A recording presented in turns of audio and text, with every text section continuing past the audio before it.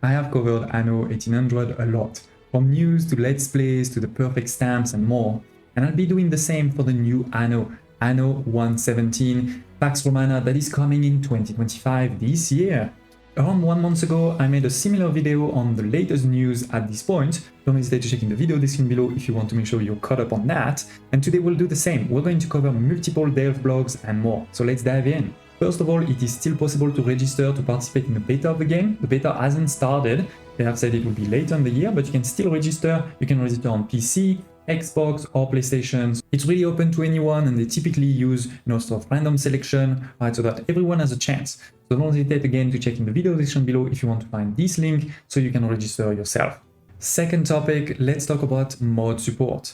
Contrary to Anno 1800, where we had to wait around 4 years to get official mod support, for Anno 117 Pax Romana, it's gonna be quite different. They have already promised a mod loader integrated into the game, like we have now, but again, we had to wait 4 years for Anno 1800 to have this. So this mod loader will be there at release. Now, that doesn't mean we're gonna get mods right away on day one, because we still need modders to create them, but at least the mod loader is there. So it will definitely make it a lot simpler for everybody to be able to load mods into their game in a safe way. Now, you still need, as I said, to create also mods. For this, they will provide, of course, mod supports to the modders that may not come on the day of release, right? Because on the day of release, the game may still have quite a number of bugs. They may be still focusing on, optimization, etc., and that may come slightly later. But even if there's no mod support, I'm sure there are some modders that will definitely manage to do it. So that's a great news for the game. We know that mods will be there pretty much from the start. Topic number 3, there has been a few contests already on the game. First, it was a statue, design a statue, decoration into the game. Second, a quest, design a quest from start to finish, and those two are already finished. And now, in the last months, we also had the third one, which is on the island contest that was finished.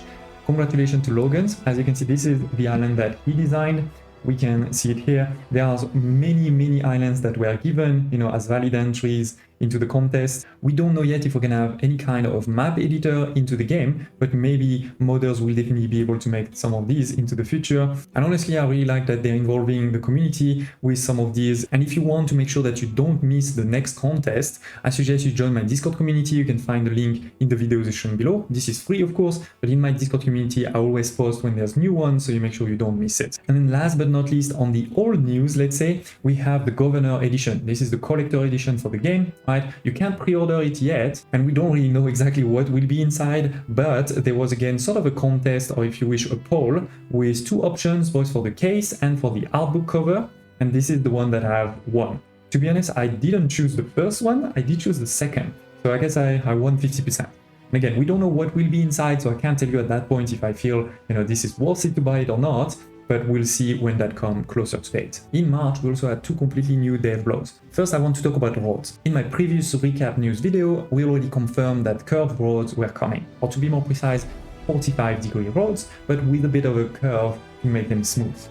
This is now a bit detailed into this second dev blog. So to recap, as they say for Pax Romana, we're gonna be able to still have the grid. We can, do the 90-degree no problem, but there is the additional functionality to allow for diagonals, 40-degree angle roads. This is thanks to the fact that each tile of the grid is not just now one tile, it's divided into 4 sub-tiles. And I'll show you very quickly what I mean. This is over here. If you see any of these tiles over here, it's divided into 4. So thanks to this, we are able to do, the diagonals.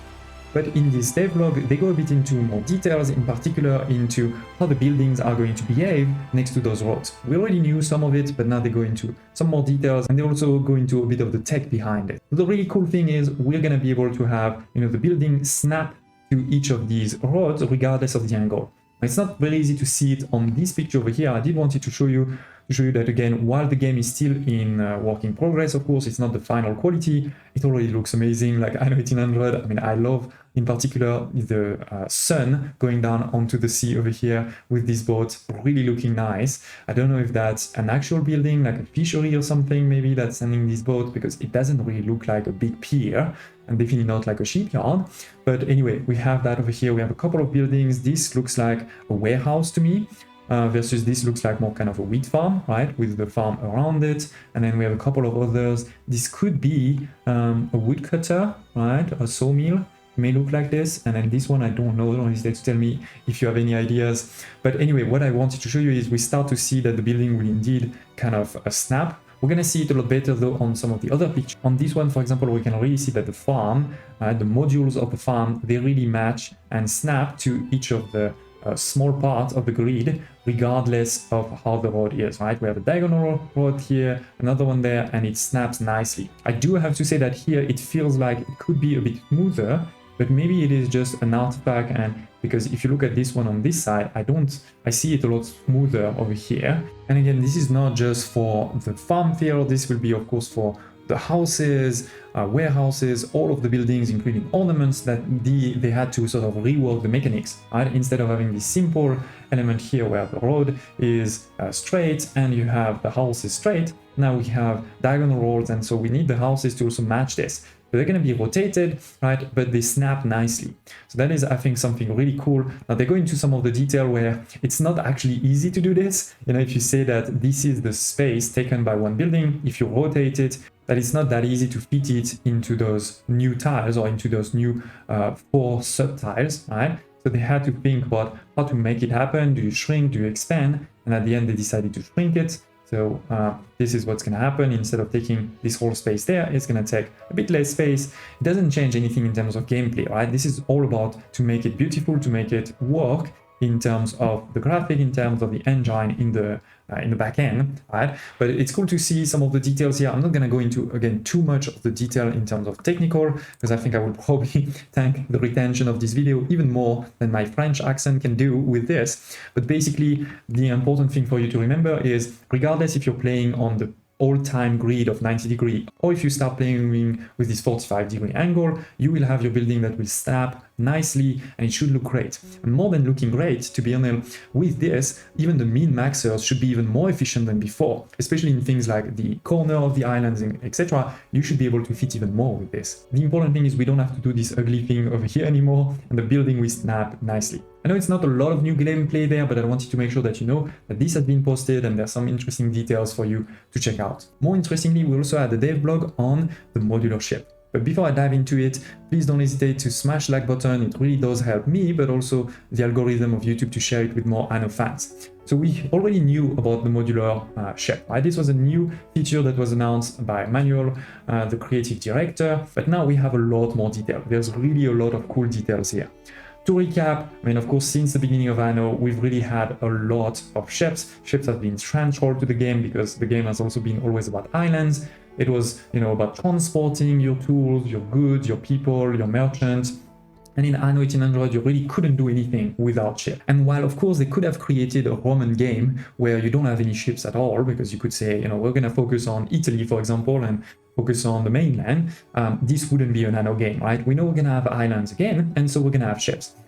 But they've made a big shift, right? In Anno 1800, we had the ship's item to sort of have a bit of differentiation between your different ships. And of course, you also had a couple of different ships, right? You had your small scooter to your bigger ships. But now they've decided to switch that a bit. We'll actually have a lot less, let's say, different base ships, but you're gonna be able to modularize them so much that all of the ships are gonna be different. And the cool thing there, by the way, is that it's not going to be only about the modularity of the functionality, right? The stats, if you wish. It's also going to be about a visual. Each of your ship, as long as you put, you know, different modules, will look different. So I really like this. And honestly, also the point that they're making into the dev blog that I like is that, you know, this is a bit like the Romans were actually doing. They had a couple of very kind of standard ship, like the trireme, but depending on what that ship was going to be used for, is it for, you know, naval combat? Is it to have a legion, you know, to go somewhere else? Is it to transport goods? They would change a bit this trireme. It will still be a trireme, but it will look different. So this is what we're gonna have here too. Now you may wonder, as I mentioned, you know, the point on items now being replaced by this modularity. Will we still have items? Well, actually, yes, they do say we'll still have ship items, and they also mentioned the point that each ship will have its own captain. So this could also be that actually it is the captain that is different. Maybe there is a bit of RPG there where your captain becomes stronger and you can put, you know, different equipment to your captain. They do say we're going to learn more about it in the future, so I'm interested to know, but it's good to know that, you know, it's not just this pure modularity, but there's going to be even more depth into these concepts.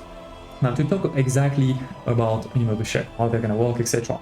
First of all, here we have a picture of the shipyard. This is where you're going to create your ships, right? So that's, again, of course, work in progress build, so that could change, but it's looking good. It's a pretty big building, by the way, even if this could be outside of the building, right? This could be something else, this could be decoration, or this could be another harbor building.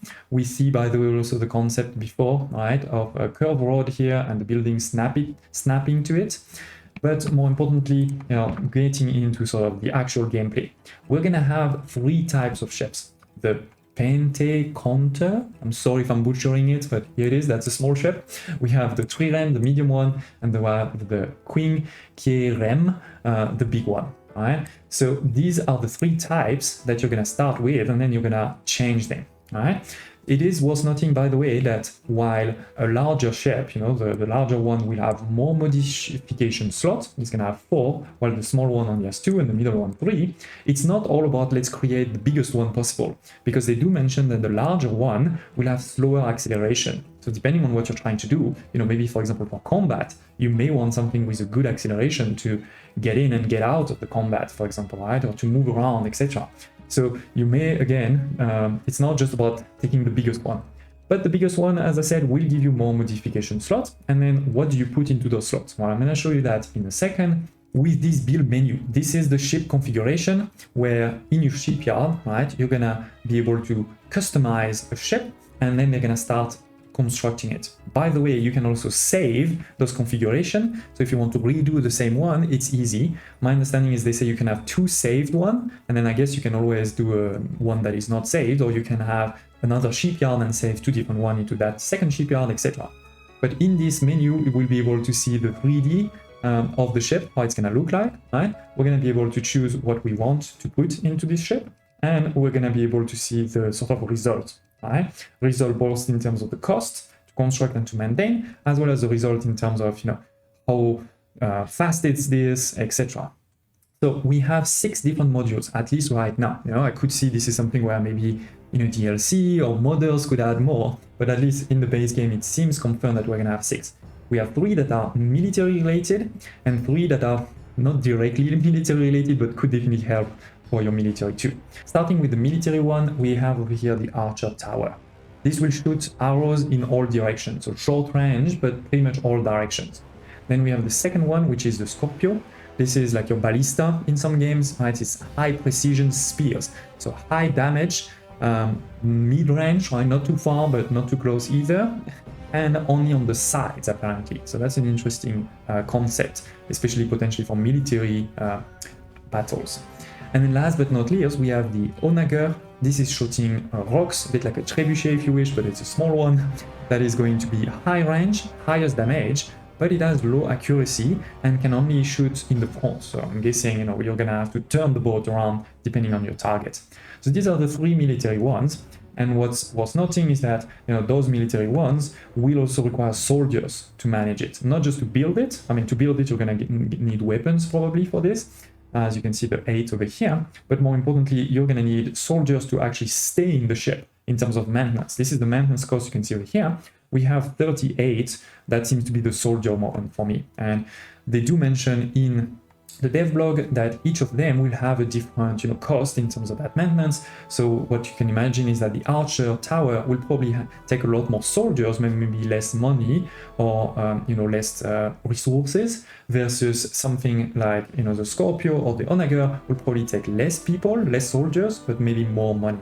Then we have 3 that are, as I said, not directly related to military. The first one being a mast, so you're going to put a second mast so that this way you can have additional speed with the wind.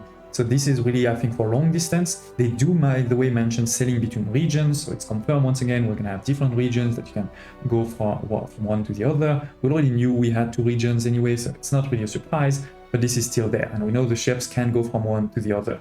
Then we have the Rose. This is also for speed, but this is probably more kind of for the short term, right? Short range combat, because it's going to give you more acceleration and probably also reaching higher speed even when there's no wind.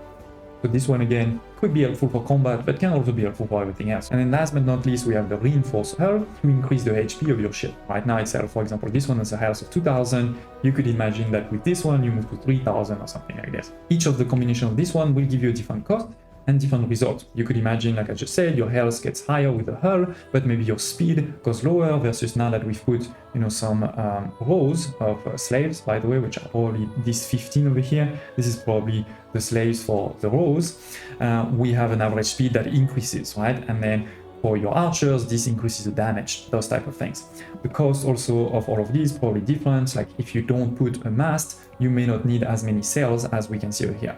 But by the way, we can also confirm some of the resources probably, like sails. We have also over here some ropes, I would say, and then some timber that may be refined, I don't know, but it's linked to wood, right? And last but not least over here that I do want to mention is we can see 4 of these modules, because this is the biggest, the Queen Kyrian, right?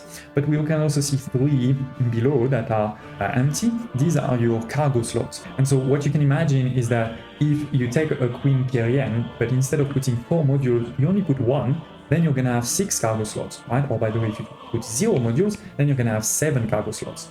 Versus if you put all 4, then you only have 3 cargo slots remaining.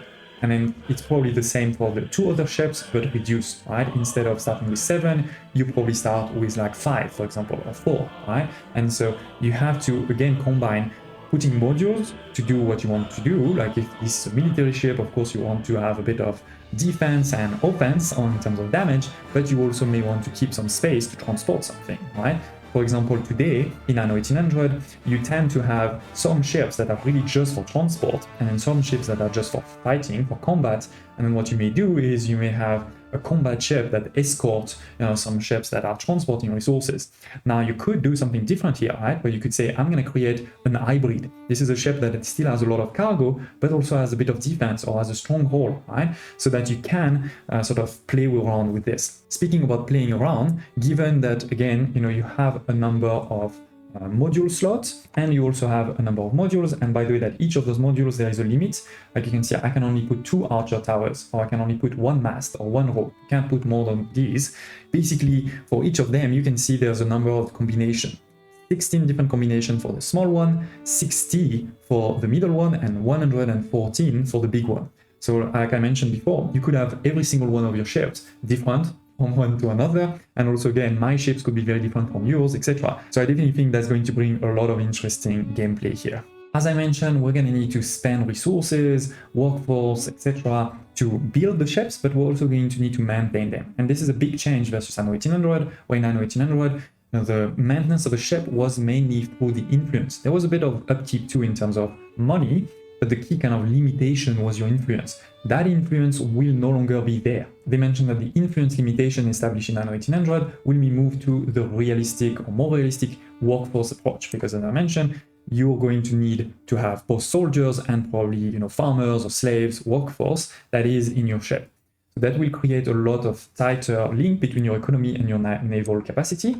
I do wonder if, you know, the influence is completely gone or will still be used for something else, because I feel like this is the second time where they mention kind of influence as a problem. So we're gonna have to see. This is probably one of the things that they need to talk about into the future. So what do you think the next dev blog will be on? I think we may hear about the soundtrack or graphic, but I would also love to hear about some new gameplay features that I mentioned before, or also things around diplomacy, trade. All in all, we're obviously still very early. It's hard to say if the game is going to be a massive success or not, but I'm glad that they continue to share more along the way, and hopefully we soon see kind of live gameplay, the beta starts, and maybe we even get a release date soon. Thank you for watching, smash the like button, and I hope to see you next time.